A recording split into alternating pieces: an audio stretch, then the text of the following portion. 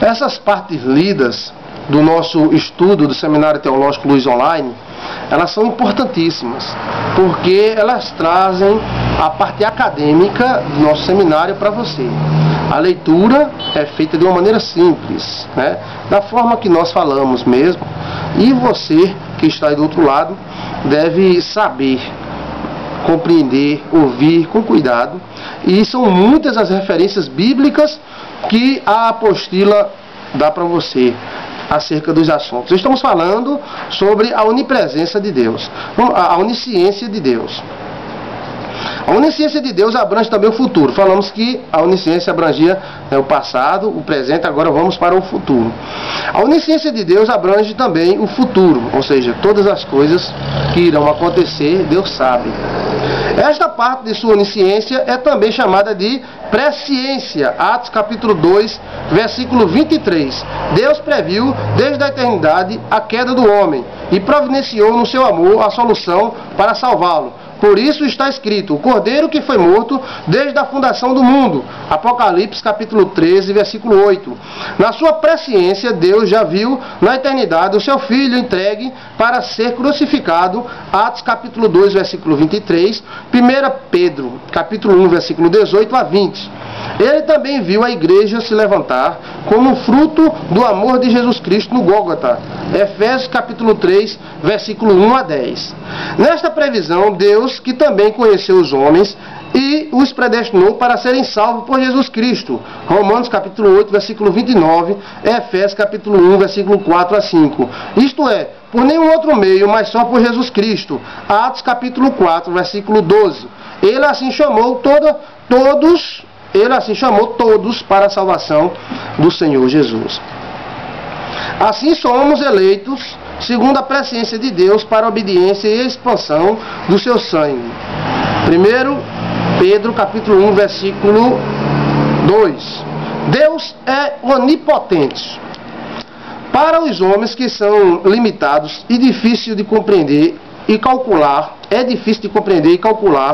a palavra onipotência de Deus. Mas está escrito em Jó, capítulo 37, versículo 2, Jó 36, 14, 26, 14 e 5, 9. Deus é onipresente e tem poder ilimitado. O próprio Deus disse, eu sou todo-poderoso. Gênesis capítulo 17, versículo 1. Haveria coisa difícil para o Senhor? Gênesis 18, 14. Eu sou o Senhor que faço todas as coisas. Isaías capítulo 44, versículo 24. A Bíblia afirma, o poder pertence a Deus. Salmo 62, 11. Jesus chamou a seu Pai o poder. Mateus capítulo 26, versículo 64. E disse, para Deus tudo é possível. Jesus falou, para Deus tudo é possível. Mateus capítulo 19, versículo 26. As coisas impossíveis para os homens é possíveis para Deus, segundo o próprio Senhor Jesus Cristo, no livro de São Lucas, capítulo 18, versículo 27. Deus se manifesta através dos seus atributos e através dos atributos da sua natureza. Então a gente viu aí Deus mostrando que é onipresente, onisciente e onipotente. Ou seja, todo poderoso, todo presente, vamos no pé da letra, né? Todo presente e sabe de todas as coisas. Estas características formam o caráter de Deus. Deus se manifesta através de seus atributos. Deus é infinitamente perfeito. Mateus capítulo 5, versículo 48, Deuteronômio capítulo 18, versículo 13. Por isso a sua obra é perfeita, Deuteronômio 32, 4. E também os seus caminhos são perfeitos, Salmo 18, 30. Todas as características da sua pessoa e da sua natureza não são somente expressões de Deus, mas de uma perfeição insondável, incalculável. Deus é verdade. Deus é verdade, Jeremias capítulo 10, versículo 10. Deus também é fonte de verdade, ou seja, dele também vem a verdade. E de Deus não vem a mentira. Deus é fonte de verdade, por isso que ele é chamado Deus da verdade, Salmo 31, 5. A verdade do Senhor é para sempre, como diz na Bíblia em Salmo 117, versículo 2. Assim como Deus é eterno, assim são também eternos os seus atributos. Deus é fiel. Essa qualidade, ou seja, são manifestações do caráter de Deus. Deus é fiel. Esta qualidade de modo absoluta, essa qualidade que de modo absoluta é a qualidade que caracteriza Deus e suas ações. Deus é fiel. Deus é santo. A Bíblia dá a Deus o nome santo. Salmo 99:3, Santo de Israel. Salmo 89:18. Só no livro de Isaías este nome é usado 30 vezes, mostrando que Deus é santo. A santidade de Deus é um dos atributos importantíssimos de Deus. Deus é santo perante Ele mesmo, Deus é santo em relação ao homem, Deus é santo segundo as suas obras e perante as suas obras. Deus é justiça e santidade, Deus é amor.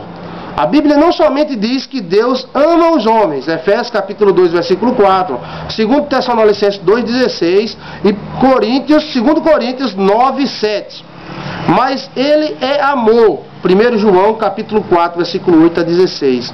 Isto é, o amor de Deus é a substância primordial do Deus eterno e todo-poderoso.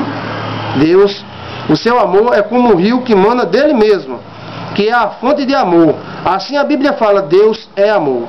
2 Coríntios 13:11. São os atributos de Deus.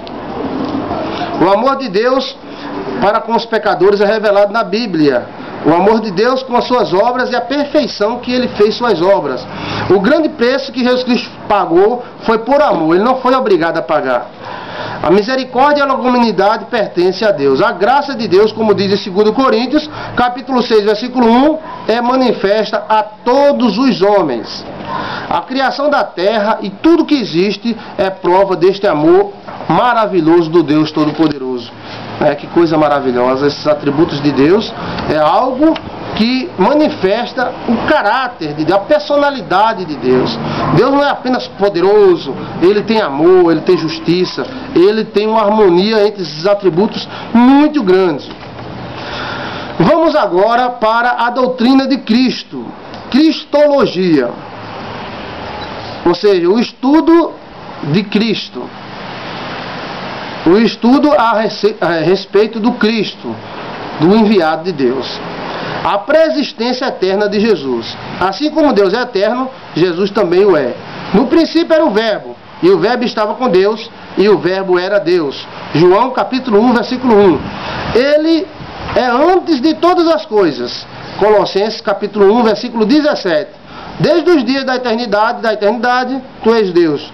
Miqueias 5:2. E antes que o mundo existisse, possuía glória junto com o Pai.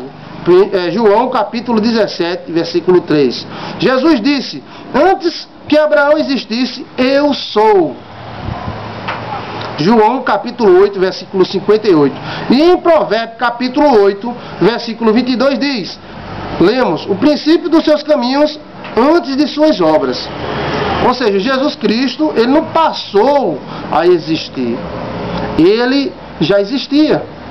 Ele não passou a existir, Ele simplesmente existe. Ele não tem um princípio e também Ele não tem um fim. Jesus já existe, Ele não passou a existir quando Maria teve. Ele já existia, Ele também é Deus. Antes da fundação do mundo, Jesus planejou junto com o Pai a salvação do homem, a salvação da humanidade. Deus, na sua onisciência, viu na eternidade que o homem, ao ser criado, cairia em pecado, sujeito à perdição eterna. Ele, então, preparou um caminho de salvação por meio do sacrifício do próprio Filho. Jesus participou e coordenou, desde então, o plano da salvação. Ou seja, Jesus, Ele não passou a existir porque o homem pecou ou alguma coisa parecida, mas Ele passou a existir. Não, Ele já existe. Ele faz parte do Pai. No princípio era o Verbo, e o Verbo estava com Deus, e o Verbo era Deus. Jesus participou da criação. Todas as coisas foram feitas por Ele. E sem Ele, nada do que foi feito se fez. João capítulo 1, versículo 3. Todas as coisas subsistem por Ele. Colossenses capítulo 1, versículo 17. Maravilhoso, né? Então, Jesus Cristo participou de toda a criação. Ele não foi apenas Não, olha, o homem pecou, vamos criar um Jesus. Não, ele já existia. Todas as coisas foram feitas por ele. E sem ele, nada do que foi feito se fez. Muito interessante isso aí. É a pré-existência de Cristo. Vamos continuar na cristologia, estudo de Cristo.